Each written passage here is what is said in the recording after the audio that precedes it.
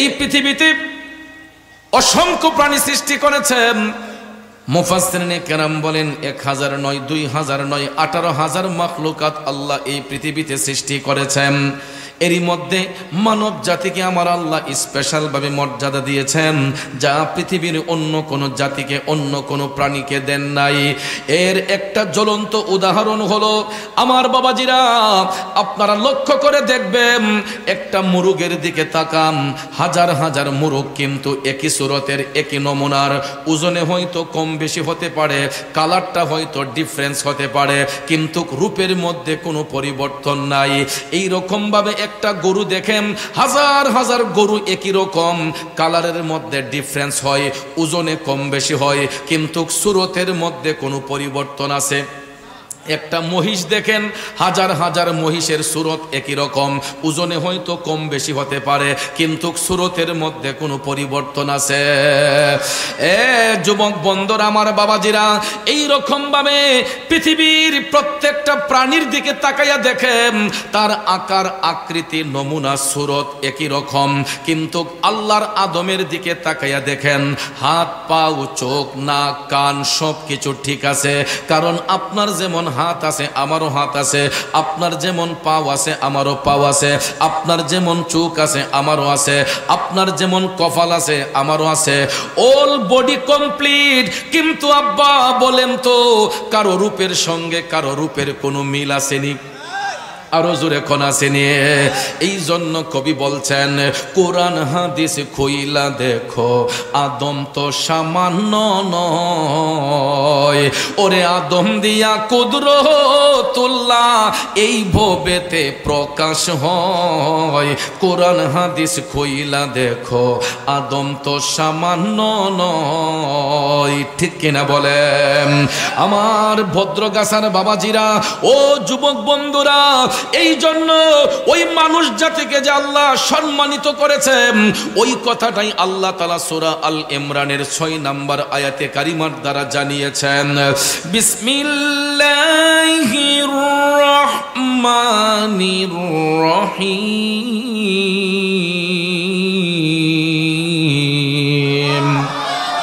হুয়াল্লাযী يصوركم في الأرحام كيف يشاء।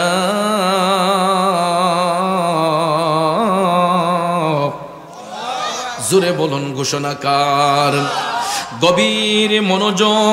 আল্লাহ রাব্বুল আলামিন কয়, ও জগৎবাসীরা শুনো, আমি আল্লাহ আমার নিজ ইচ্ছাতে মায়ের জরায়ুর মধ্যে তোমাদের আকৃতি গঠন করে দেই।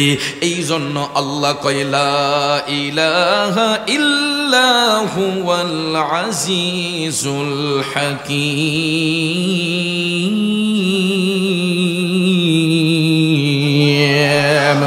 আল্লাহ ব্যতীত অন্য কোনো উপাস্য নেই, তিনি মহাপরাক্রান্ত, মহাপরাক্রমশালী, বিজ্ঞানময়।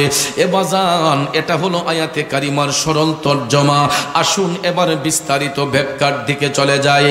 বাবারে, আল্লাহ রাব্বুল আলামিন ইচ্ছে করলেন বাবার মাধ্যমে মায়ের জরায়ুতে সন্তান দিতে পারেন, আবার বাবা ছাড়াও আল্লাহ মায়ের জরায়ুতে সন্তান দিতে পারে কি পারে না? মূলত এই আয়াতে কারিমা অবতীর্ণ হওয়ার কারণ হলো, যখন আল্লাহ তাআলা ঈসা আলাইহিস সালামকে মা মরিয়ম আলাইহিস সালামের গর্ভ হতে ভূমিষ্ঠ করিয়েছিলেন, উনাকে পিতা ছাড়া মায়ের গর্ভ হতে আল্লাহ ভূমিষ্ঠ করানোর পরে ঈসাই গোত্রের ভাইয়েরা কয়ে, যার কোনো পিতৃ পরিচয় নাই, উনি স্বয়ং খোদা হবে, আর খোদা যদি না হয় উনি আল্লাহর ছেলে হবে। জোরে কন্যা নাউজুবিল্লাহ, আরো জোরে কন্যা নাউজুবিল্লাহ। বন্ধুরা আমার, পিতৃ পরিচয় না থাকার কারণে মুসা ঈসা আলাইহিস সালামকে ঈসাই গোত্রের ভাইয়েরা এরা খোদা দাবি করেন, নাইলে কই খোদার ছেলে হবে। আল্লাহ রাব্বুল আলামিন তাদের দাঁত ভাঙ্গা জবাব দিয়া বললেন, আমি আল্লাহ আমার ইচ্ছা অনুযায়ী মায়ের জরায়ুর মধ্যে সন্তানের আকৃতি গঠন করি, এটা বাবার মাধ্যমেও দিতে পারি, বাবা ছাড়াও দিতে পারে। তাইলে বলুন আমার আল্লাহ পারে কি পারে না? এ যুবক বন্ধুরা, আমার বাবাজিরা, এবং আল্লাহ রাব্বুল আলামিন ওই ওই জিনিসটা প্রমাণ করেছে যে আমাকে দেখতে হলে আসমানে তাকাতে হবে না, জমিনে তাকাতে হবে না, আমার আদমের দিকে তাকাইলেই বুঝবা তোমরা আমি আল্লাহ কি জিনিস, আমার আল্লাহ কেমন কারিগর। দেখেন এতগুলা মানুষ পৃথিবীতে আল্লাহ সৃষ্টি করেছে গো, সমস্ত প্রাণীর আকার আকৃতি নমুনা এক, কিন্তু আদম সুরত ভিন্ন। যত হাজার মানুষ তত হাজার রূপ, কথা কোন ঠিক কিনা? এই জন্য কবি বলতেছেন তোমার মতো দরদি কেউ নাই, নাম স্মরণে ঘূর্ণি দানে দয়া ভিক্ষা চায় গো এলাহি, তোমার মতো দরদি কেউ নাই ও গো এলাহি।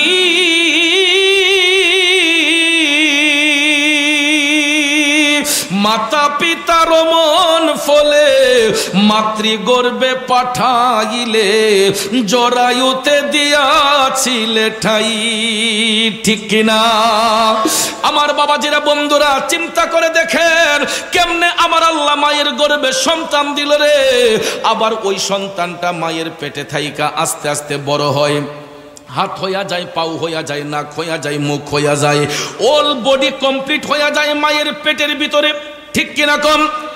সন্তান ভূমিষ্ঠ যখন দুনিয়াতে হয় পরিপূর্ণ হইয়া হয় নাকি অপূর্ণ হইয়া হয়? একদম পরিপূর্ণ হইয়া জীবিত একটা সন্তান মায়ের গর্ভ থেকে আল্লাহ ভূমিষ্ঠ করায়। তাইলে চিন্তা করেন ওই জীবিত সন্তানটারে আমার আল্লাহ মায়ের ভবে কেমনে রাখলো, কেমনে খাওয়াইল। এই জন্য কবি কয় ও গো এলাহি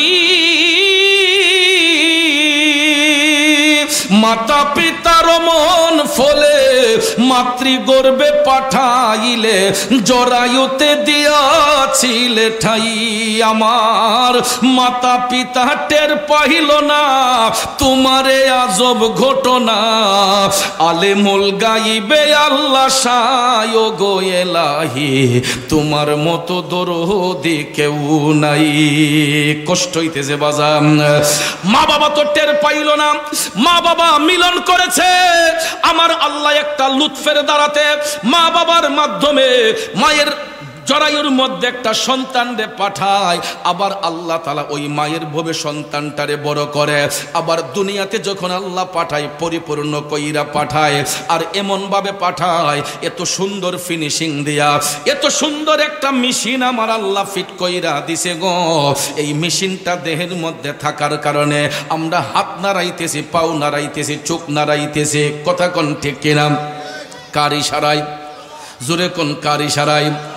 আল্লাহর ইশারায় আমরা চলতেছি ফিরতেছি। কিন্তু আপনারা লক্ষ্য করে দেখেন এই পৃথিবীর মধ্যে এমন কিছু বিজ্ঞানী আছে রে, বিজ্ঞানীরা বৈজ্ঞানিক যন্ত্রপাতি আবিষ্কার করতে করতে এখন এরা মানুষ বানানো শুরু করছে রোবটের আকৃতি দিয়া, কথা কোন ঠিক কিনা? রোবট বানানো শুরু করছে মানুষের আকৃতি দিয়া। আপনারা দেখবেন বড় বড় হোটেল রেস্তোরাঁর মধ্যে রোবটের মাধ্যমে খাবার সাপ্লাই হয়। রোবটগুলা দেখতে অবিকল মানুষের মতো, হাত, তাদের বডি এবং পেস কাটিং এইগুলা দেখলে অবিকল একটা মানুষের মতো দেখা যায়, কথা কোন ঠিক না ঠিক? এবং ওই রোবটগুলা মানুষের তৈরিকৃত রোবটগুলা তারা ইচ্ছে স্বাধীন চলতে পারে না, এদের জন্য আলাদা একটা লাইন করে দিতে হয়, কথা কোন ঠিক না ঠিক? এবং এটা আরেকজনের সাহায্যে চলতে হয়, এটার ভিতরে অনেকগুলা তারের কালেকশন ফিট করে সফটওয়্যার ফিটিং করে একটা ব্যাটারি লাগাইয়া বৈদ্যুতিক চার্জের মাধ্যমে মানুষের আবিষ্কৃত রোবটগুলাকে চালাইতে হয়, কথা কোন ঠিক না ঠিক? আর ওই রোবটগুলা চলতে যাইয়া রিমোট কন্ট্রোল দিয়ে এটাকে কন্ট্রোলিং করতে হয়। রিমোটের চার্জ যতক্ষণ থাকে ওই রোবটটা ততক্ষণ পর্যন্ত দৌড়তে পারে। রোবটের চার্জ যখন শেষ হইয়া যায় তখন রোবটগুলা অচল হইয়া যায়। রিমোট কন্ট্রোলের সাহায্য ছাড়া ওই মানুষের তৈরিকৃত রোবটগুলা চলতে পারে না। তারপরেও দেখবেন একটা রোবট বিক্রি করতে গেলে 5 লাখ, 10 লাখ, 15 লাখ, 20 লাখ টাকা লাগে, কথা কোন ঠিক কিনা? এই মানুষের তৈরিকৃত একটা রোবট এটা কিনতে গেলে 5 লাখ, 10 লাখ, 15 লাখ, 20 লক্ষ টাকা লাগে, কথা বলেন ঠিক না ঠিক? আপনারা বলেন এত টাকা দিয়ে কেনার পরেও ওই রোবটের ভিতরে কোনো জীবন আছে? কথা কোন জীবন আছে? তাইলে মানুষের তৈরিকৃত একটা রোবটের দাম যদি লক্ষ লক্ষ টাকা হতে পারে, তাইলে চিন্তা করেন আল্লাহর সৃষ্টি একটা মানুষের মূল্য কত হইতে পারে।